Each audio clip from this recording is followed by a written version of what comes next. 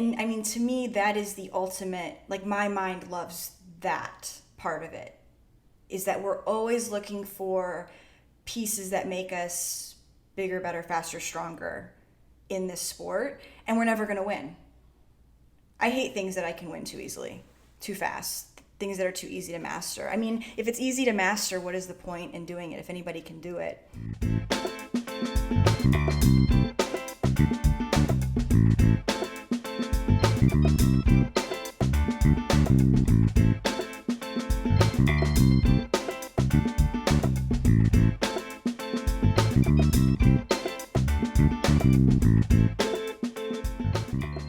What's going on, everyone? Welcome back or welcome to the Water Ski Podcast.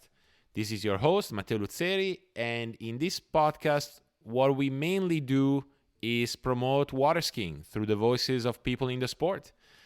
Well, what an interview this time. I had a chance to sit down virtually and speak with Elizabeth Montavon. Elizabeth has been a skier her whole life. Started more as a trick skier, but then picked up slalom, as you will hear, pretty quickly, honestly. Once she set her mind to it and found a coach that challenged her and pushed her and trusted her, and she trusted him. So, great story. For any of you that follow the pro skiing scene, definitely this name has been one of the names of 2020. Someone that started showing up on tournaments and then on podiums, and especially finished the season with a second place at the Mastercraft Pro tournament. But a very interesting person to talk to. In this first part, per usual, we go through her journey, which in certain instances in quite a few instances is quite different than some of the more, shall we say, linear journey that other guests have had in competitive water skiing. So very excited to share this episode, which is brought to you by our friends at the Flowpoint Method. Flowpoint Method is the online water ski training program developed by Jenny LaBeau and Marcus Brown. Marcus being one of the guests of this show, episode 10, and with whom I not too long ago released a Flowpoint Method podcast episode on YouTube, where we just discussed technique and some of the things I've been focusing on lately. So I know there's been a lot of requests of me talking about technique, coaching.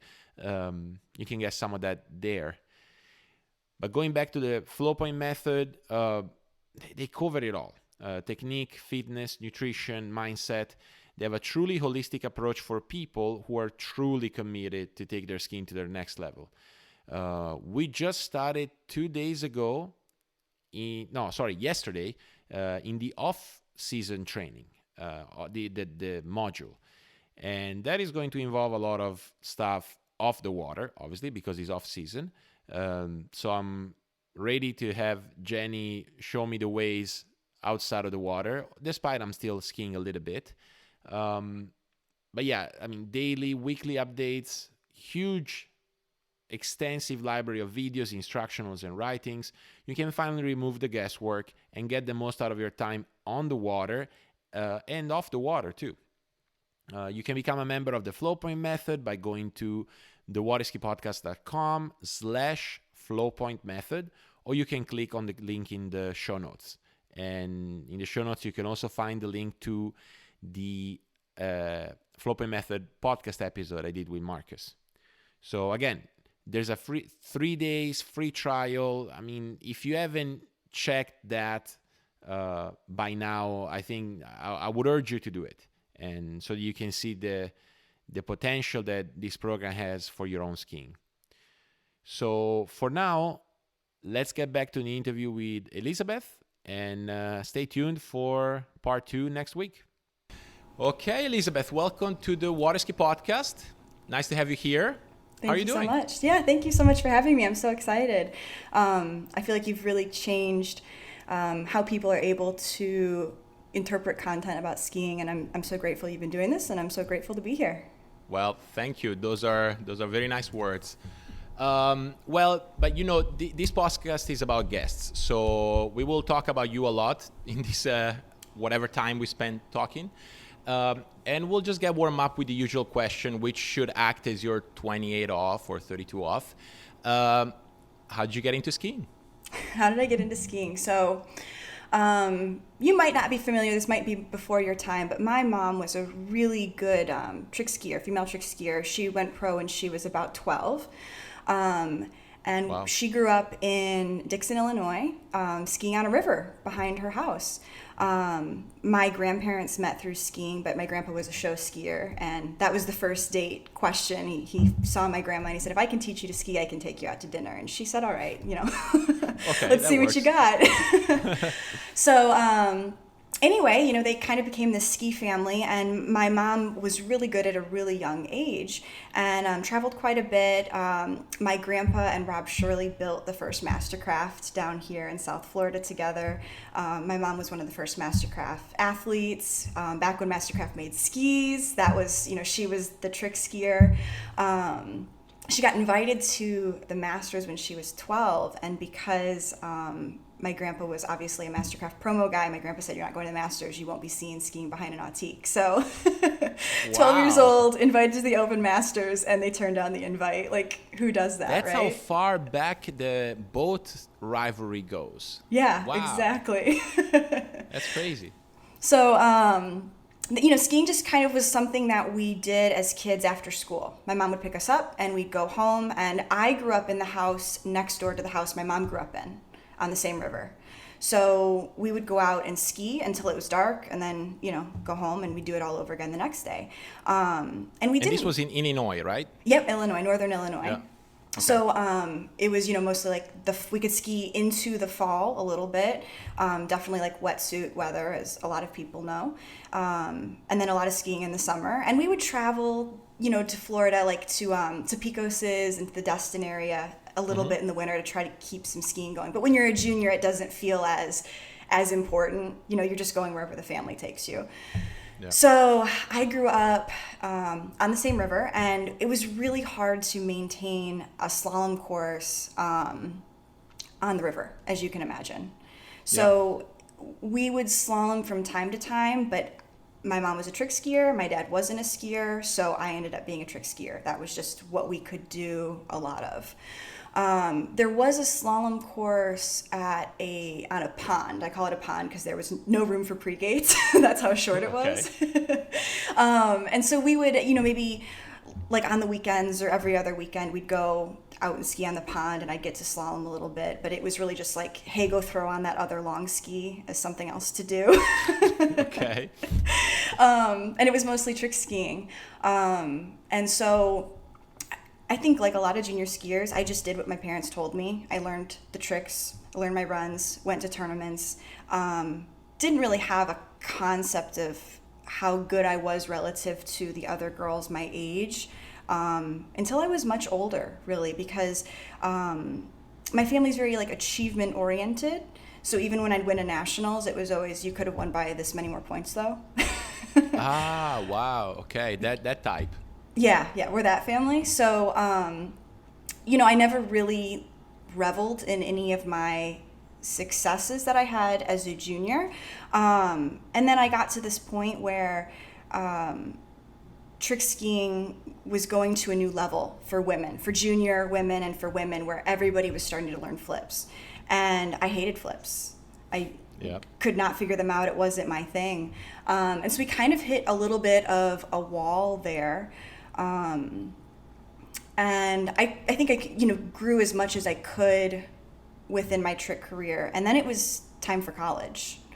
So I went to Rollins my first 2 years. And, unfortunately, I hate to say this, I feel like I'm like the one person in the world who did not have a great collegiate ski experience.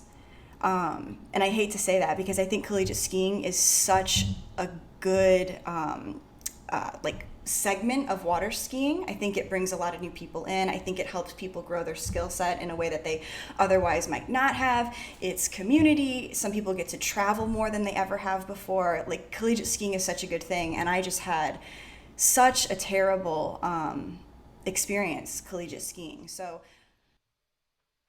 all right, so this is where we had a little technical break for once. We just needed to make sure microphones were working the way they were. I was here in Italy. She was in Florida. There was a couple of things to adjust. But I just wanted to take the opportunity for this little break to give you a few ways in which you can support the podcast.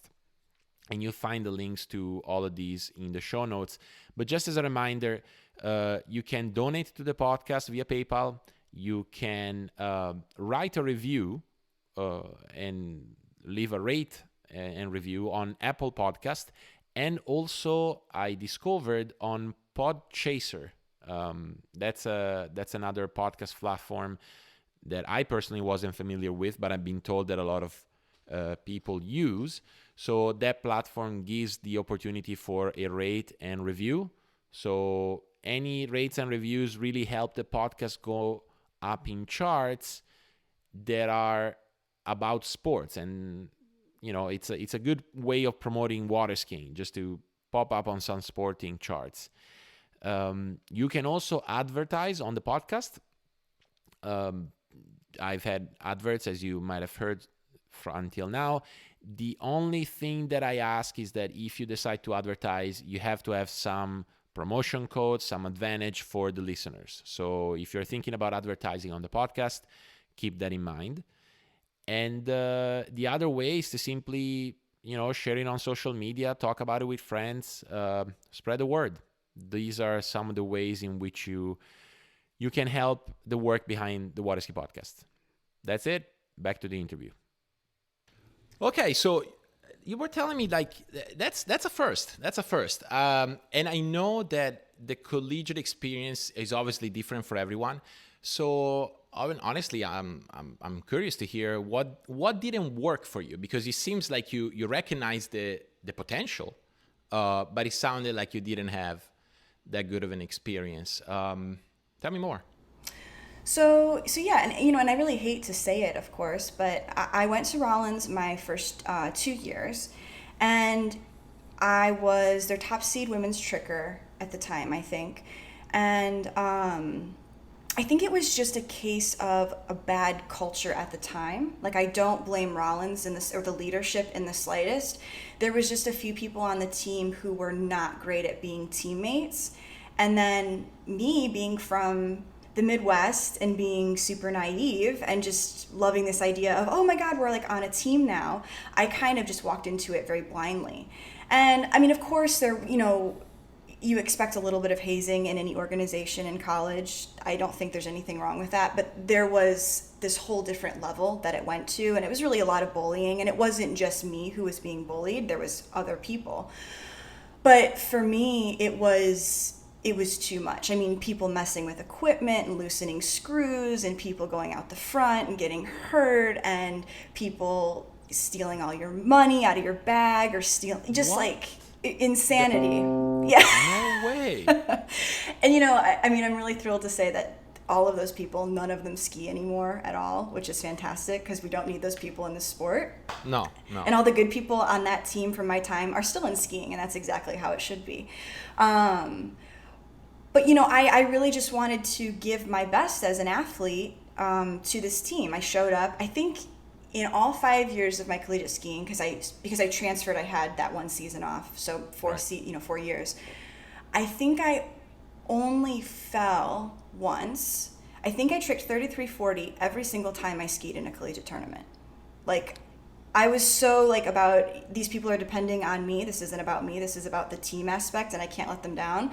And I was so excited about that. And then to happen what happened with the team and the culture, and to feel so not safe, it was really disappointing. And I mean, it got to this point where I developed so much anxiety around it that I couldn't leave my apartment. Like, I stopped going to class. Because if I would leave my apartment, I would have an anxiety attack, because I just felt so unsafe. And then I would sit in class and silently have an anxiety attack, which meant my notes were garbage, right? Right. And so my grades just, started to slip. And after 2 years of that, my parents were like, you're miserable. Like, you're not going back to school. So there wasn't even like a plan to transfer. I literally just dropped out of college after my sophomore year. Mm-hmm. And I was what like, were you going for? International business. Okay. My God, I had no idea. I mean, it's not the normal collegiate ski experience, though. You know what I mean? I hear about everybody else's, and I'm like, I wish I'd had that, but I was so afraid of these people. And I wanted to ski because I loved skiing. Like, I was really never so much about the drinking, so much about like the partying and like all of that side. Like, I genuinely love skiing. And so I couldn't do that thing, even though I got to this point where I was like psychotically checking my equipment before I skied every day. Because we had lockers, and the lock would get cut off people's lockers all the time. And I'd be buying new padlocks. And, then I started keeping my skis in my car. Well, when you're a freshman and sophomore, you have to park in parking lots that are really far away, of course. So then you're getting up an hour early because you have to carry your skis. And it just got to this point where I was like, this is insanity. And I was miserable. So my parents were like, you're not going back to school. Like, final decision. Oh. End of story. Yeah, no, I mean, good call on your parents. I had no idea about this, but what's sad is that it might be a rarity in the collegiate skiing experience, but sadly it tends to be too often the experience of college freshmen and sophomores. Like hazing, feeling like you have to belong. Then you get into the whole organizations that the students might go in that have hazing embedded in it. And I'm talking about fraternities, sororities, whatever groups within the major. That makes it for a very toxic combo. So what did you end up doing? Did you just leave Rollins and took a little bit of a break?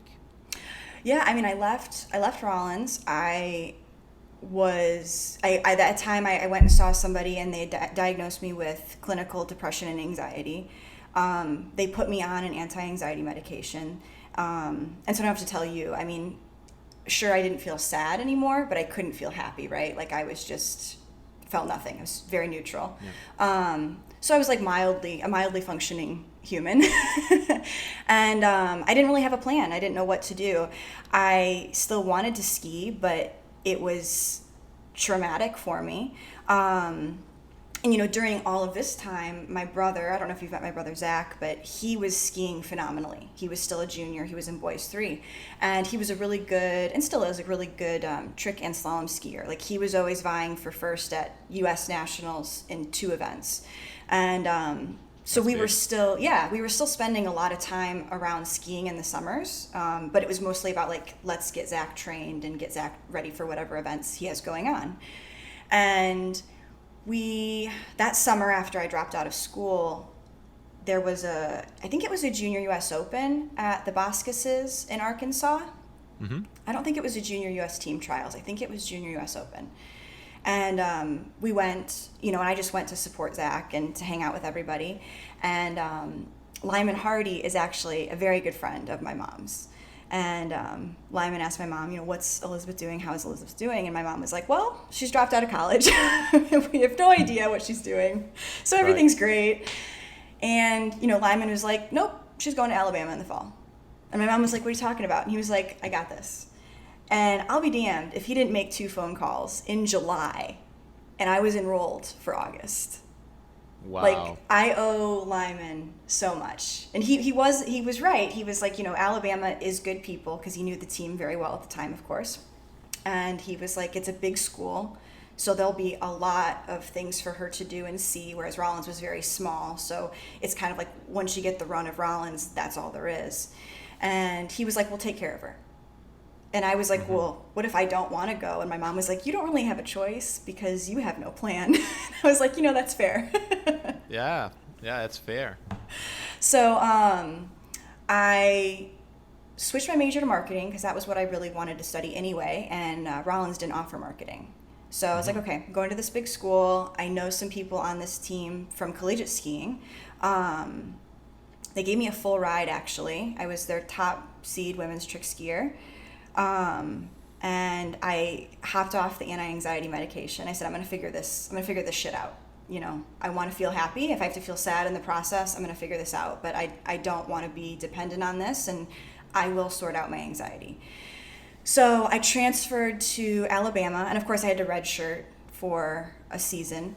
But, that team was just a group of the most incredible humans, because they were amazing. Their culture is amazing. They really were a good ski family, collegiate ski family.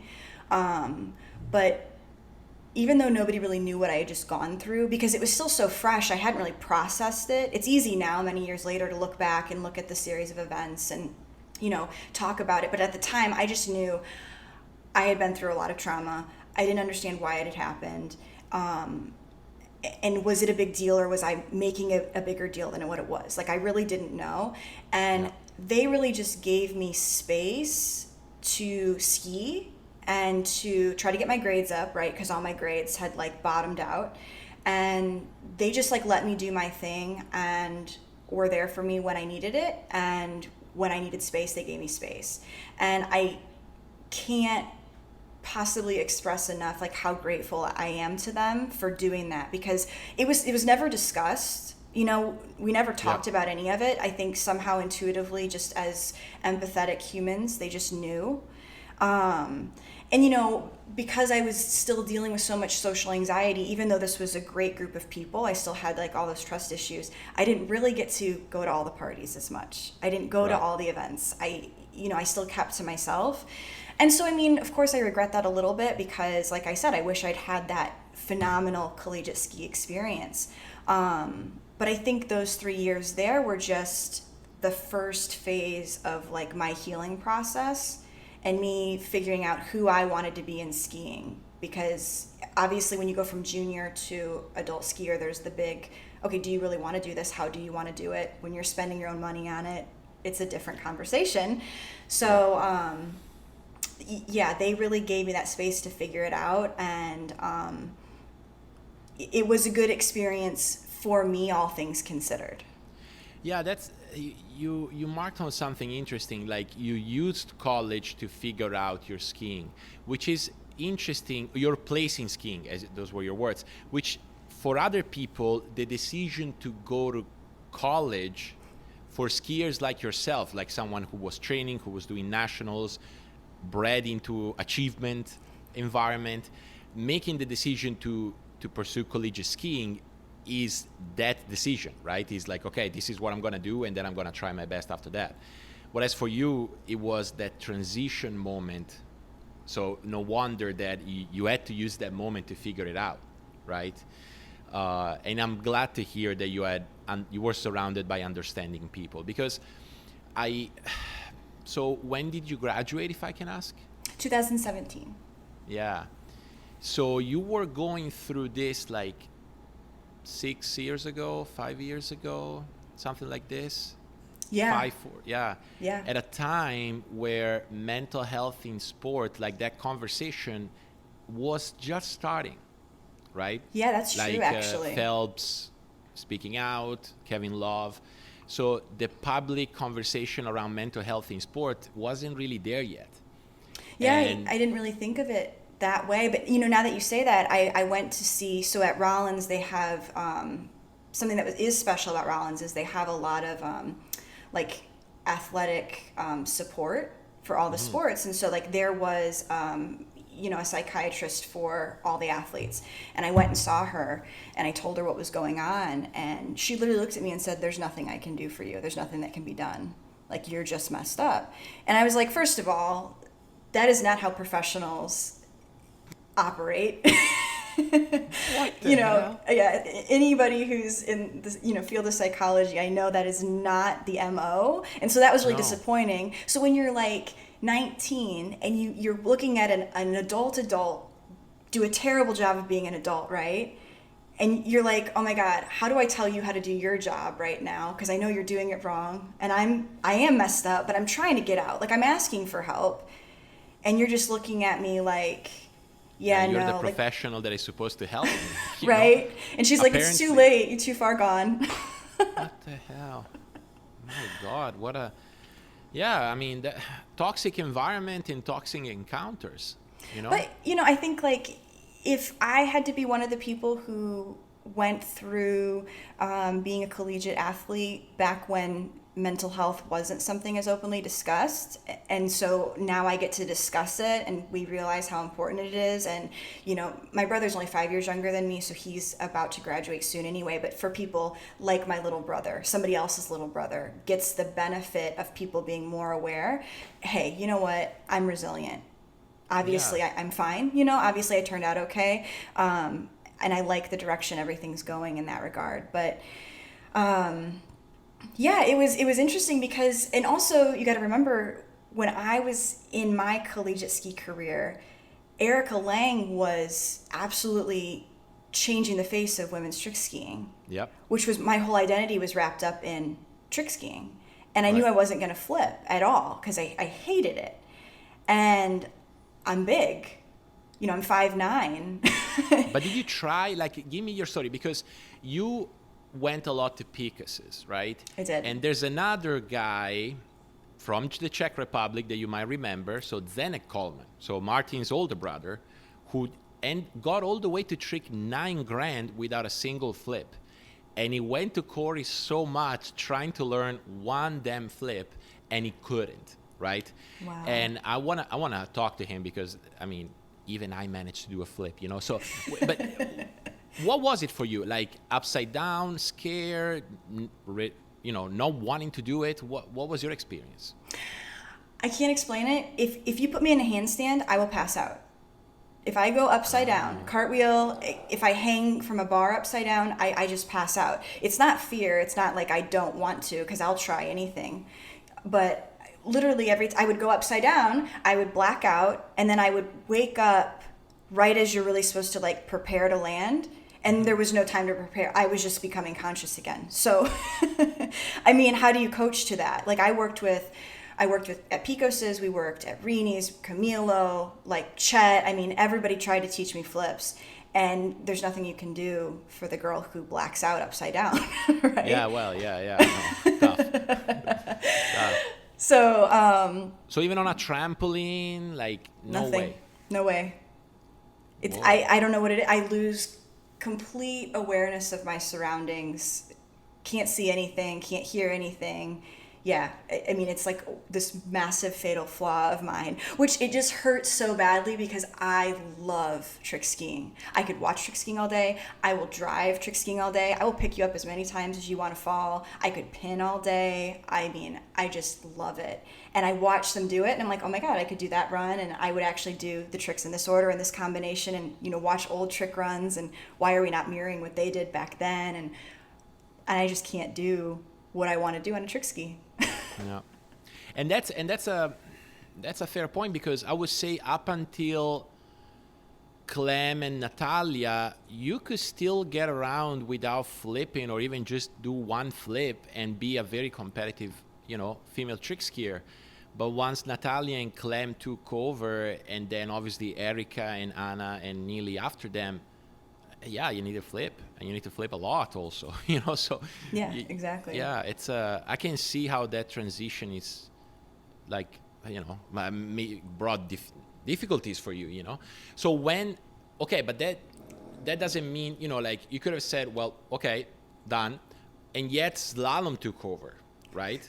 Yeah. When did that happen? Was it because you couldn't learn flips, or was the slalom, extravaganza already starting? So this is such a cool story, I think, because I don't think anybody really has my story when it comes to how did I get decent on a slalom ski. And that's why you're on the Water Ski Podcast. So I graduated from Alabama in 2017. And at the time I was in a really serious relationship with a guy who lived down here where I live now, West Palm area. So I kind of just figured I was going to move to South Florida. And I was like, well, that's good because there's skiing in South Florida. So I'll get to ski a little bit. And, my brother had worked with Chet Raley a lot. And so I had skied with Chet a couple times, but I wouldn't say he was my coach at the time. And so I graduated, I moved down here. And then my parents one day, they called me and they said, hey, we bought a house 10 minutes from Okehili.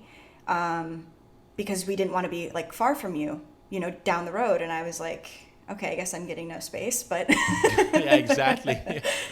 So good, Mom. Good choice. So they bought a house down here and they moved the boat down here, and they were still living in Chicago at the time. So they had this, basically their retirement plan all set up with a ski boat. And I took a couple sets with Chet here and there just to like ski, and they were slalom sets because I was so at a loss for what to do with trick skiing. And if I couldn't get better, what was I really going to do? Because that's how I was raised, right? So I wasn't going to keep doing the same run. I'd really maxed out everything I was capable of. And I started skiing with Chet a little bit. And then my dad would come down here and visit, and he would pull me at Okehili a little bit. But I mean, I was getting 1.5 at 35. Like, if you needed somebody to fall at 2-ball at 35, I was your girl. Nice. Loose line, gonna fall right to the inside. So it was more something to do, and I wanted to be around skiing. Like, I liked skiing, but I wasn't getting any better. And then one day the boyfriend was like, I don't really like how much time you're spending at the lake with these guys. Like, I really think you need to rethink this part of your life. And I was just like, peace out, threw the ski in the car. I was like, I'm done with this. This is like not even a conversation. And that for me was kind of a big moment because I was like, okay, I just broke up with somebody who was very serious for skiing. I probably should do something with my skiing then. and that's what I want to get to, because you were at a bit of a lost moment in skiing. It sounded like, like you decided that, trick skiing wasn't going anywhere. Slaloming, let's face it, like for someone with an achievement oriented, philosophy, you weren't there yet. So I'm so curious, what made you put the ski in the car and rush away from that place? Like, why was skiing? Well, so this is like this story is the moment. So I was at Chet's, I was skiing, and I was maybe scrapping through a 35 here and there with him, but definitely getting a lot of my 1.5 and 2 at 35s. And he dropped me so I'm getting 1.5 at 35, Matteo, right? He drops me at the end of the lake, and he was like, do you know how many of the top female slalom skiers in the world over the past 20 years, like I have coached in one way or another? And I was like, well, I kind of got like an idea of it. And he started to list them all off, and you could honestly, on one hand, list the ones he hasn't. It's such a small pool of people who have, never at one point worked with Chet Raley. And he was like, here's the thing. You're smart enough. You are strong enough. You've got the drive and the ability, but you're going to have to do all of the work because I could make you one of the best skiers in the world. He's like, now here's the deal. And this is why I love Chet. And I think this is something that people might misunderstand about him is he's very, very direct when he coaches me. And a lot of people think that it's harsh because you shouldn't talk to girls like that. But the caveat they're missing is he tells me the truth, but I know he's not passing judgment on me when he tells me that truth. And so I'm very, very safe in that moment. And so he said to me, here's the deal, you're 30 pounds overweight. You're going to have to lose weight. You're fat. He said, your head is a mess. Like, you've got to get your head straightened out. This anxiety, depression, like bullshit that you're telling yourself you have to get that sorted out. And then he said, you learned how to slalom wrong. So we have to unlearn everything and relearn everything. But you could be one of the best in the world. And I was like, okay, that's like 3 things. That's only 3 things, like, right? I could do that. Right. Just 3 small things. Yeah, just 3 little things. And that moment, I was like, based on his track record, I believe you. I think if anybody else had said that to me, I would be like, bullshit. But I was like, you know, he's been doing this for 40 years. He's seen a thing or two. Okay. And what's the worst thing that is going to happen? I don't get any better. Nobody knows who I am in slalom anyway. It doesn't matter. Yeah. You know, I mean, I can fail and it literally doesn't matter. I have nothing to lose. So that moment, and then, you know, the breakup happened at some point around then. And I was like, okay, he just said I have to just get into shape, like become a proper athlete. I have to get my head sorted out, and I have to relearn everything and be willing to fall and to fail and over and over and over again. And that was what really started it. Was I chose to see it as an athletic experiment. Can we take somebody who's built like a slalom skier, who learned how to be a good trick skier, who is emotionally messed up, physically not in shape anymore, and can we make a professional female slalom skier out of her? Yeah. Well, like, got nothing to lose. Experiment was a success, apparently. Right? No, I mean, of course. I was almost about to say otherwise you wouldn't be here, but that's bullshit because I interview whoever the hell I want to interview. But certainly, you know, like there's kind of a bit of truth in that, you know, like the skiing world, you know, got a little bit shocked, particularly this year, right? Mm-hmm. So let's dig into that. So, okay, I didn't quite understand if Chet's pivotal conversation happened before or after the breakup. I don't know. I think it was after. The breakup. It's so funny. Like, I was thinking about this today. Somebody asked me what I scored at some event, and like I don't even remember what I ran because I'm so future oriented. Like I forget important things in my own life because I get so focused on like what's next. But I think it was the breakup happened. Chet found out about the breakup, and I think he saw that as his window. Like, okay, let's like take our shot. And then we had that conversation.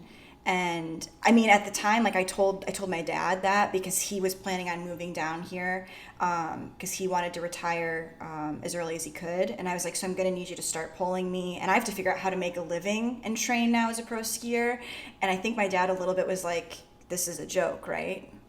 Right. Like, you're not a slalom skier and you're out of shape and you're a wreck. Like, what are you talking about? And he's seen me get 1.5 at 35 for like the past year straight. So I think he thought it was a little bit of a joke as well. I mean, the only person who really believed, I think, was me and Chet for the past 3 years. Because this was in 2017. This would have been April of 2017. Mm-hmm. I think from then till now, I think the only people who really believed this was even possible would be him and I. Yeah, but it's interesting because you were in an environment and in a situation where, like another guest that I had who was Corey, was exactly in the same place physically and in the same place skiing wise that you were, just out of college, good skier but not competitive enough to aspire to ski pro, West Palm, Okehili skiing, sometimes with Chet, right? Mm-hmm. The storyline is right there. I think Chet has like an MO, honestly. You know, right. So tell me a little bit about the environment. Like, I mean, clearly you guys, the two of you are success stories from that area.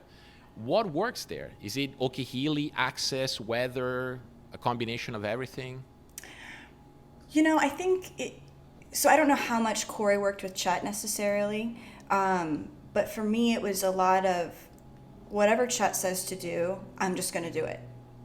Mm-hmm. Like, I bought in at 110% because the truth was, if I knew anything about slalom, I would have been slaloming a lot better, right? So I just like accepted, like, fair. I don't know what I'm doing. I'm going to hire the guy who allegedly does, and I'm going to buy in.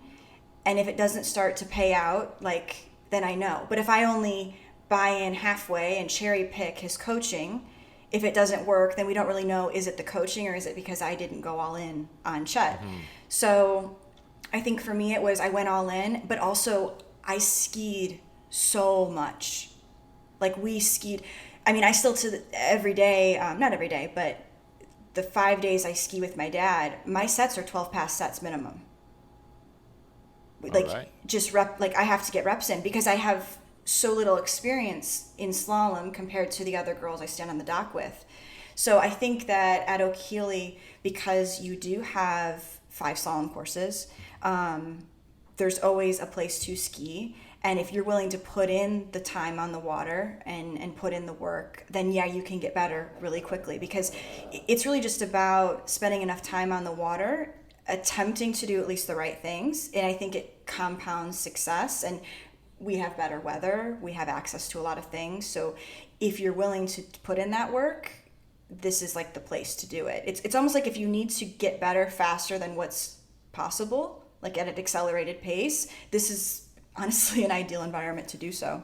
Okay. Yeah, no. And as I said, like someone like you or Corey, despite your experiences might be slightly different, you turned pro by virtue of training there.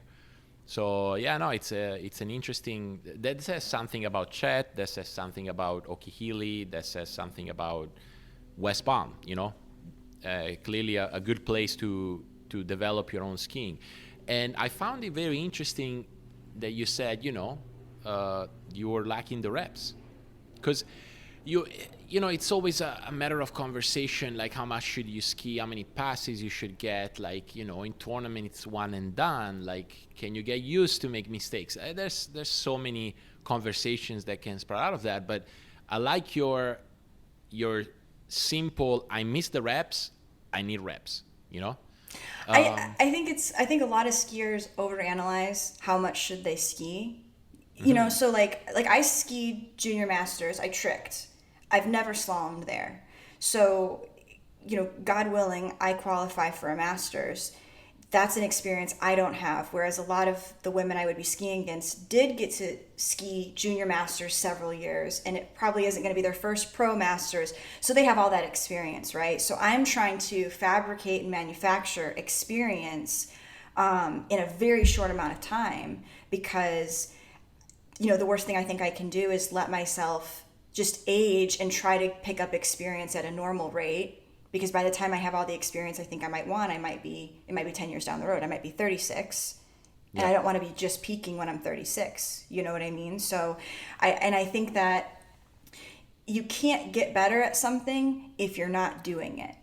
So if you need to get better at getting on top of the ski into your offside, you better do a lot of offsides. Well, unfortunately, we can't isolate the offside, right? So you just still got to run a lot of passes. At the end of the day, it all comes back down to you better run a ton of freaking passes if you need to get better at something. So, and I'm not athletically gifted. Like, I'm the last person who is a natural athlete. Chet knew that. Chet told me that. He goes, here's the deal. Like, you're going to have to learn everything the hard way. I've worked with you before. He goes, but you will work hard. And he's not wrong. You tell me what to do as my coach or as my gym trainer, and I'll put in all the hours. I'll shut off the side of me that feels pain and the side of me that's afraid, and I will go until you tell me to stop. So, when that's your strength, is just to train and train and train and train, that's what you do. You train, and you pray to God that your trainers and your coaches are watching you closely enough that they're keeping you on the right path, because once I start going, I'm going to keep going. Right. Yeah, but I mean, there's nothing about slalom that's natural to me in any sense. Well, it doesn't look like. I've been watching videos of you competing, no, you have a remarkable style. And obviously, I'm sure you're going to say that Chet had a huge influence in that. But what was... So let's go into the details. Like, what was the major, let's say, mistake or thing you were doing on the ski that Chet had to sort of like destroy and rebuild? So I was girls 2, girls 3 when West Coast Slalom was the thing. Mm-hmm. So, we would ski at Picos's every once in a while. They were kind of into West Coast Slalom. They told us about, the DVD. My mom ordered it. And my mom, just wanting to do the best she could, right, as our coach, not knowing anything about slalom, she was like, we're doing this. So my brother and I learned West Coast Slalom. And it absolutely destroyed my back. I remember I was 13 years old and I couldn't slalom at a nationals. I could only trick because my back was... So I actually got diagnosed with scoliosis when I was 15 because my back was that messed up. But I didn't have scoliosis. Like, it was just West Coast slalom. Right. And so I was a lot of compression, like a lot of knee bend, a lot of hip dropping, a lot of counter rotation. And it was really more of not a conversation of does West Coast slalom work or not. It was, we have to fix my back.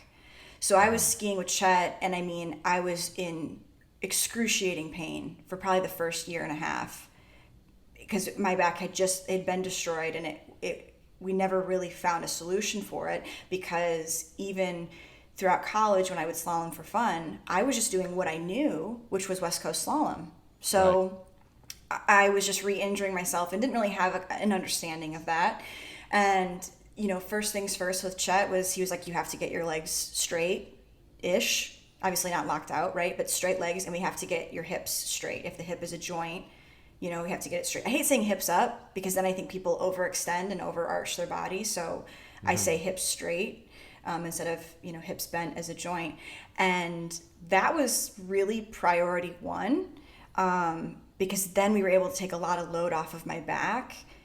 And then while I was skiing, I could actually think. I mean, you know what it's like to ski with back pain. Like, how do you even work on anything? No, it's impossible. It's impossible. You're just like, your mind is shut off and you're just hanging onto the handle for survival. Which, I mean, really tells you like how much we love skiing, right? Because you're still we'll still ski it. Yeah, for sure. But that was really step one. And then it was also about, okay, like, learn how to ride the line and get way up on the boat and get comfortable with what that looks like visually from that vantage point of being way up next to the boat. Because when you ski a lot of 15, 22, 28, 32, and you dabble at 35, we'll say, the visual is pretty consistent, and that becomes your comfort zone just because that's what you do all the time. And then as he was ready to work at shorter lines, I always thought I was doing something wrong, because I'm like, it looks different up here though. And he's like, no. That's what it's supposed to look like. Yeah. Yeah, exactly. We need to spend a lot of time up here. So, because like I said, I'm not naturally athletic. Nothing about slalom makes sense to me. So I'm very dependent on learning like what it's supposed to look like. And then, because I'm a trick skier, what I feel through my feet, you know, I don't know if that's, something that like a lot of 2 and 3 eventers would say, that they're like as feet dependent as I am. But whenever I try to talk to slalom specialists only about like, what do you feel with your feet here, they have no concept of what I'm talking about. So I'm guessing that's just like my trick background coming through. Yeah, and maybe if I may say a little bit of Corey, right? I mean, that when I interviewed Dane and I used to ski with him, he would always say that Corey would coach a lot of slalom as if he was coaching tricks, you know, so stance, balance on the ski, which incidentally, as more great slalom skiers came out of it, came out of him and his ski school, that conversation became more common. Now you hear a lot of slalom skiers and slalom coaches talking about stance, talking about pressure under your feet, where is your balance point, you know, something that up until, I would say 4 or 5 years ago, maybe a little bit more, never heard of that, right? So who knows? Maybe it's just you being bred as a trick skier. Maybe a little bit of Corey in the picture, but it's I resonate with that for sure. I think we would be foolish to not at least like throw that, you know, in the back of our mind, that whole conversation of the feet, because at the end of the day, our only connection to the water is through our feet, and our only connection to the boat is through the handle. So we really should probably place a lot of value in what we're doing with those two parts of our body at the very end of the day. Like, I thought about that the other day. It's like, if I have to like pare down what I'm going to pay attention to, like if there was some weird life or death thing and I could only think about like 2 or 3 things, like what would really matter to me on my ski, I think for the sake of my back, right, like I would think about keeping my alignment. Like, that's just so important to me personally. But, you know, 2 and 3 would probably be, what are my feet doing? Like, where am I at on top of my feet? And then where are my hands? Not necessarily wanting to put my hands anywhere, but just like, where are they? Just being aware. Yeah. Which, you know, even without the life or death threat, the least you think about, the better, right? Like, we know that. Like, if you start overthinking while you're skiing, that doesn't necessarily turn out to be a good thing. Speaking about thinking, you are you're going through this process. I'm assuming that, painful, regain, like learning the position. Eventually the buoys start to come again and start to come at more shorter lines. When did it click of like, okay, now I'm ready to compete, or now I should challenge myself to compete? Because that point had to come. Yeah, so 2018 and 2019, I went to Malibu Open. That was the only pro event I did those 2 years, and I got last and second to last. So it was, not a good experience for me, but Chet sent me, because he said, you need to stand on the dock with those women and you need to be comfortable. And if you're not comfortable with that, this experiment is over. And I was like, that's a fair point. Yeah. I totally understand where you're coming from. So I went, and 2018, he sent me and he said, I want you to run 35. So I ran 35 and I got 2 at 38, and I think that got me last. And then the next year I skied well, but the boat broke. So I had to re-ride, and I actually missed my 35 in the re-ride, and I got second to last with that. And so at that point, right? Improvement. And, I was upset, of course, at the time, because I knew I could run a lot more buoys. But I also that part of me was like, okay, but trust the process. Like, you've been at this for all of 2 years. These girls have been skiing at an elite level all the way through juniors, most of them, and then several years as opens. Like, you're a fool to be upset that you're not skiing as well as them. Like, you're literally an asshole if you think you should be skiing as good as them with 2 years of experience. Yeah. Fair way to cope.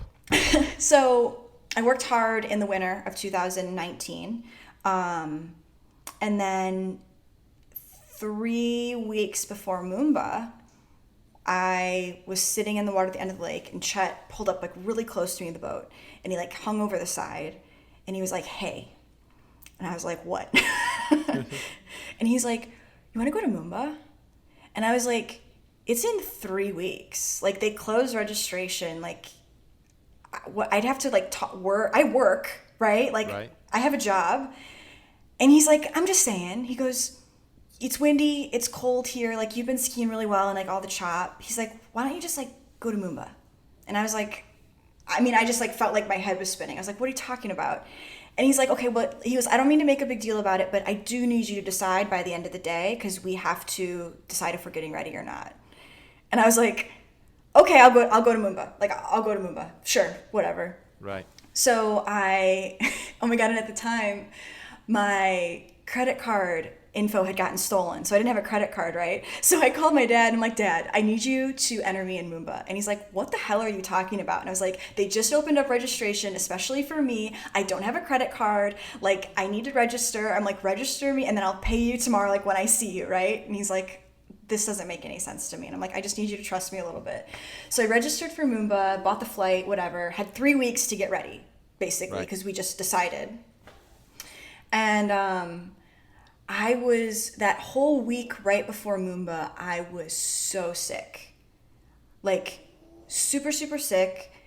Thought it was my allergies, because like South Florida in March, like when it's really windy, Blooming, yeah. So I took like my allergy stuff, did nothing for me. Went to the doctor, did like the flu test, like it's not the flu, it's not strep. And I was like, I'm dying. Like, I feel awful. And like COVID was just becoming a thing, right? Right. So I was like, oh shit. Like, I don't know if this is real or not. I didn't really have any COVID symptoms, but I just knew like I felt terrible. So I get on, and nothing I was taking was working for any of the symptoms. Like, nothing over the counter, nothing the doctor gave me, nothing was just, at least like, let's mitigate how bad I feel. Nothing was touching it. So I get on the plane from LA to Melbourne, and I took some stuff just to make me sleep at least, because I was, just so sick.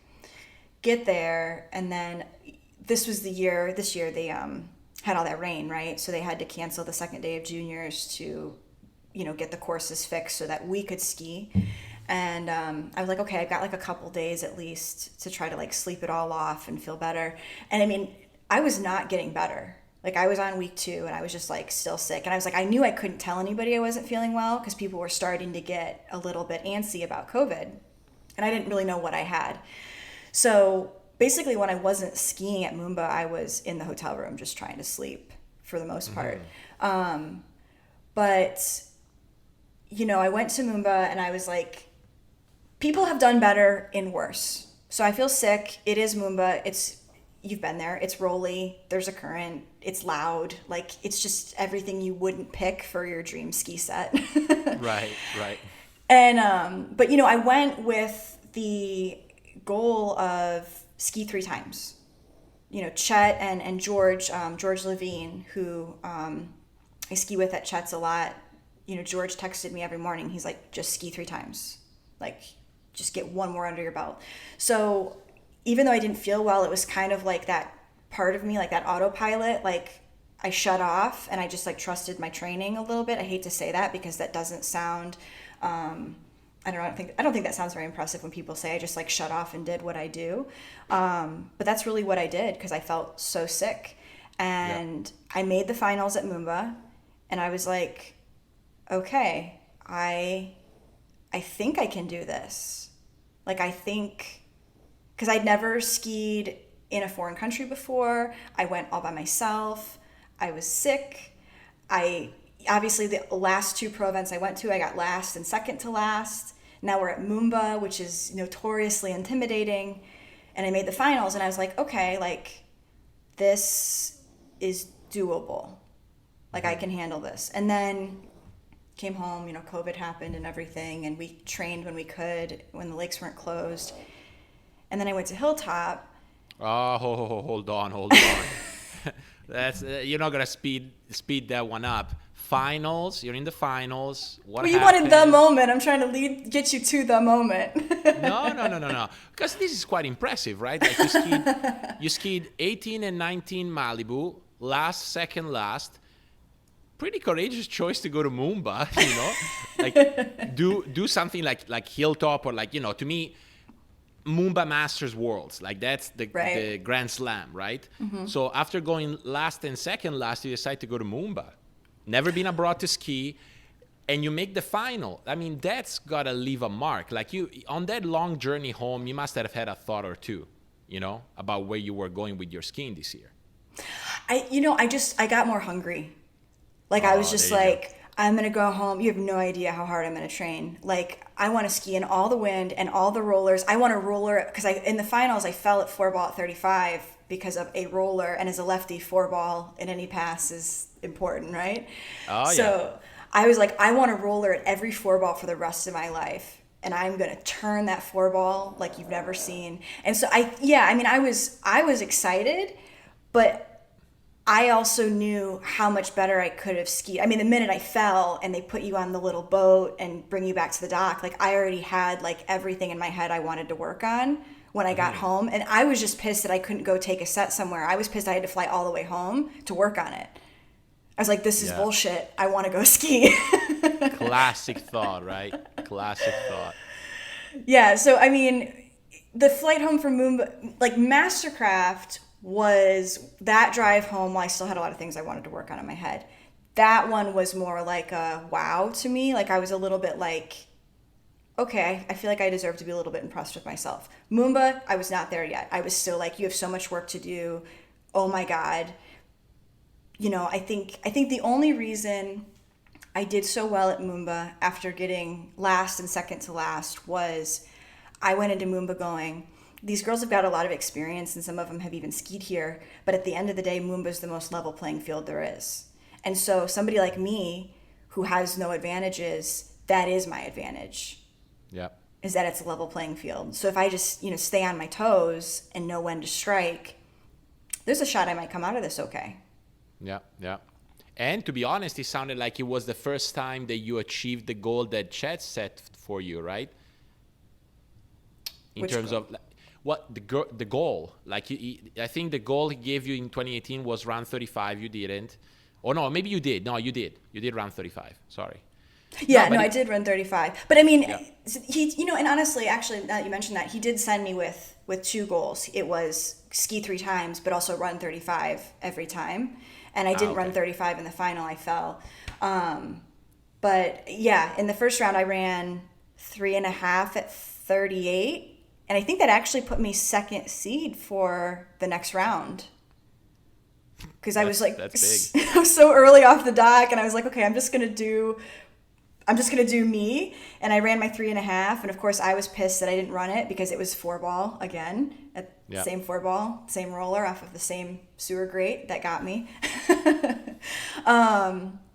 But I was pretty pleased with that after not running 35 that fall at Malibu Open.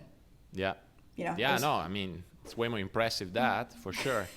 No, I guess what I was trying to get in is, sounds like Chet is also, in your journey, he's been smart at setting appropriate goals. Not just telling you, oh, go and do your best, which we know doesn't work mentally.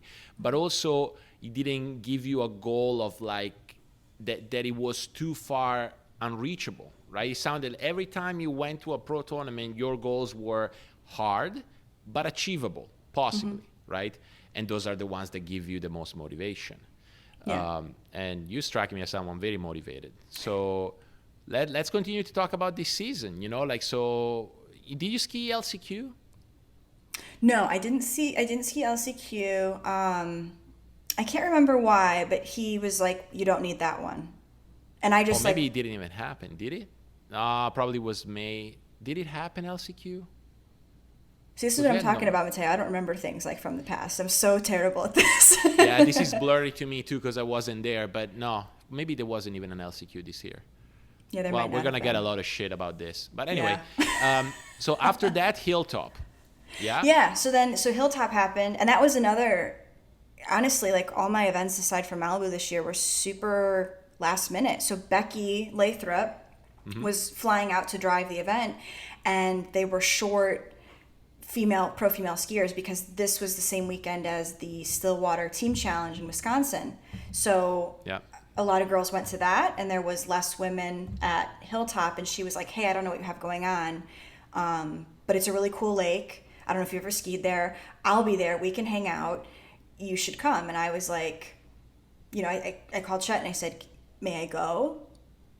Because am I ready? Like, is it time? And he was like, oh yeah. He goes, go stand on the dock with those girls again, which was a lot of like this year, honestly, was just get comfortable being on that dock and keeping, your wits about you in that environment. So I went to Hilltop, super cool. Like I've never skied in Washington State.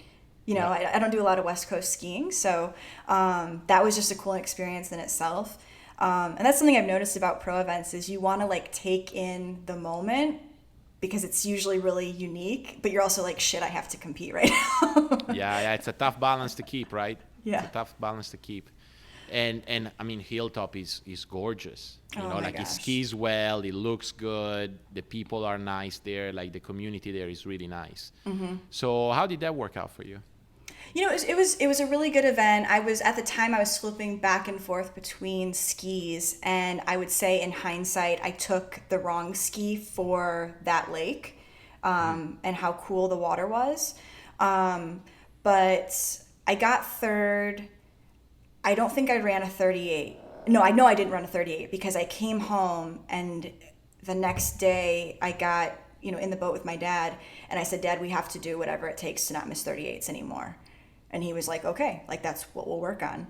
And so I think I got like 3.5 a bunch of times, like 4-ball as a lefty, right?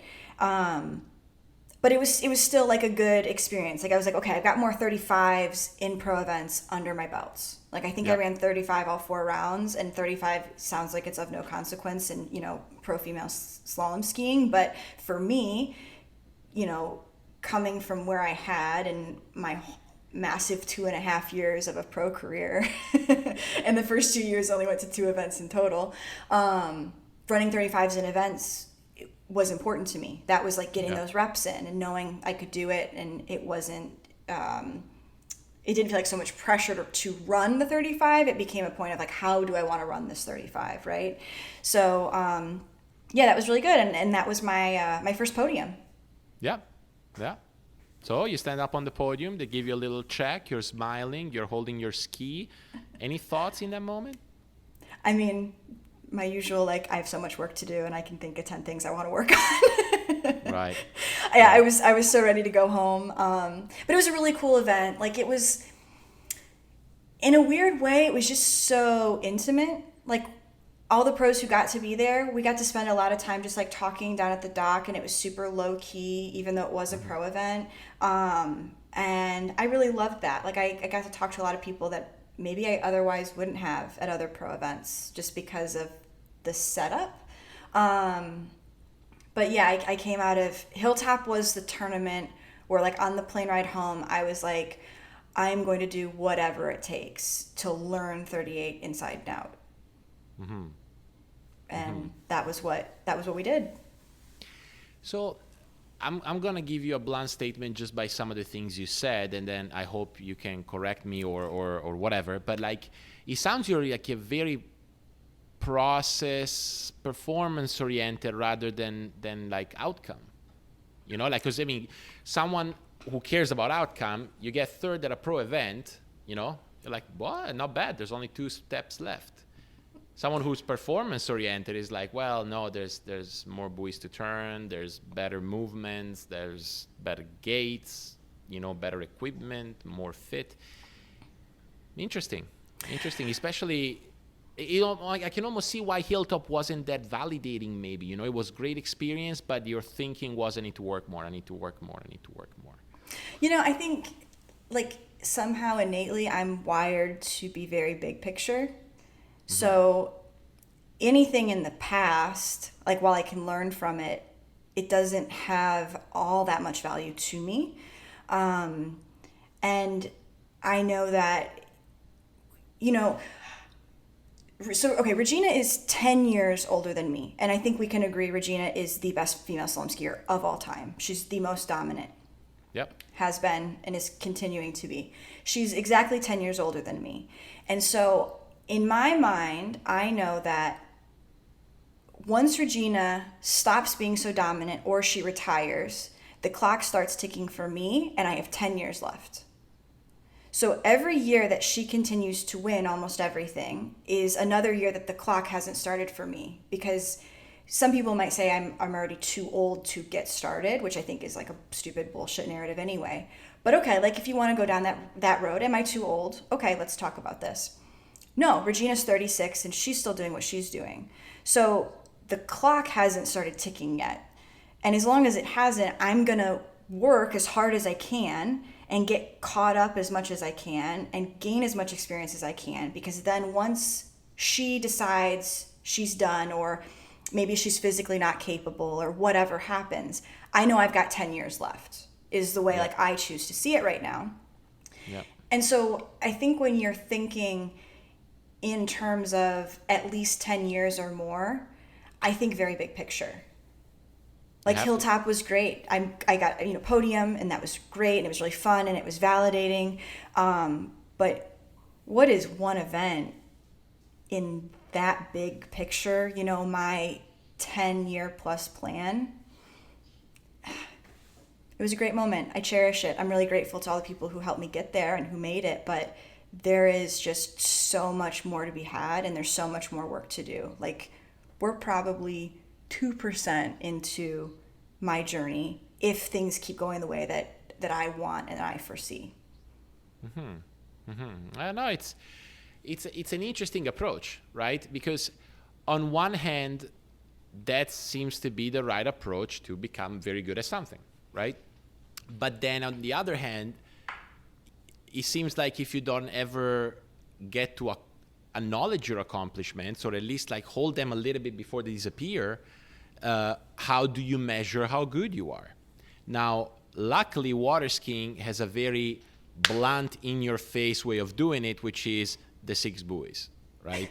True. It's right there. Like, it's not like tennis where you can only judge yourself according to how you beat. I mean, in my opinion, that should be the metric in water skiing as well, but you can also ski against the course, and guess what? You're always going to lose.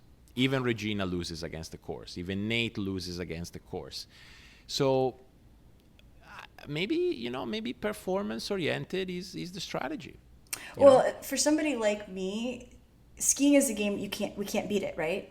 Until somebody runs 43, they'll make another loop. Like, we literally cannot beat slalom. I absolutely love that.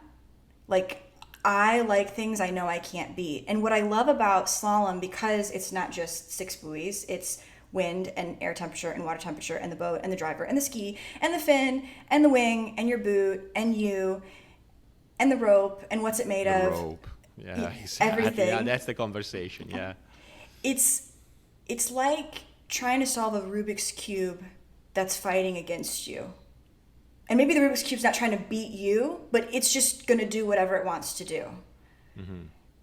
And I mean, to me, that is the ultimate, like, my mind loves that part of it, is that we're always looking for pieces that make us bigger, better, faster, stronger in this sport, and we're never going to win. Yeah. I hate things that I can win too easily, too fast. Yeah. Things that are too easy to master. I mean, if it's easy to master, what is the point in doing it if anybody can do it? But I think also, I think more than the mastery is the pursuit of understanding, right? I can't remember who I was talking about this with. But yeah, we were comparing water skiing to hockey, right? Like, so if you abide to the idea that hockey is crazy fast, super technical, team sport, on ice, like, it's a super complex sport. Yet when you hear, some of the people that work with NHL players say, or Olympians, the players have stopped seeking, right? Like, they just rep. They just rep, and then they know what they need to work on. Like, they've figured it out, they've identified, right? To me, that conversation in water skiing never occurs to any water skier. If anything, the better you become, the more you understand that you don't know shit and there's a whole other thing to figure out. And personally, at least, that's what has kept me in the sport, right? Yeah, absolutely. Just as much as I think I figured out how to move on the ski, then I'm getting interested about skis. As I figure out, maybe that's the type of ski that works for this technique, I re-question my technique. It's this ever understanding that keeps you in. So not only you're ever going to beat the course, it sounds like you're never going to understand it, right? Mm-hmm. Absolutely. That makes it like a mix for a lifetime, doesn't it? I've always said, and this is a very aggressive statement, but anybody who ever thinks like nothing can be better, like they've got everything set up and figured out, right? They don't deserve to ski anymore. Pull them out of the water, because there is no way you know everything, and there's no way that your situation cannot be more optimized. Like, the 2 weeks before Grand Prix, we're still chasing whatever that setup was. I mean, the numbers are the same. Nothing's changed, but there was something like magical about the 2 weeks before Grand Prix. And we will figure it out again, right? I mean, that was like months ago, it feels like, but we'll figure it out again. And that's what I love about the sport. We had it. And then it's gone because the wind, the water temp changed, and, the fin might have slipped, and this and this and this. But it's okay, we'll find it again. And that's what I absolutely love. I think this sport would be really boring if we got our setup, and it was set up right, and it was perfect, and it worked in all conditions, and then we just had to rep buoys. I think it would be really boring.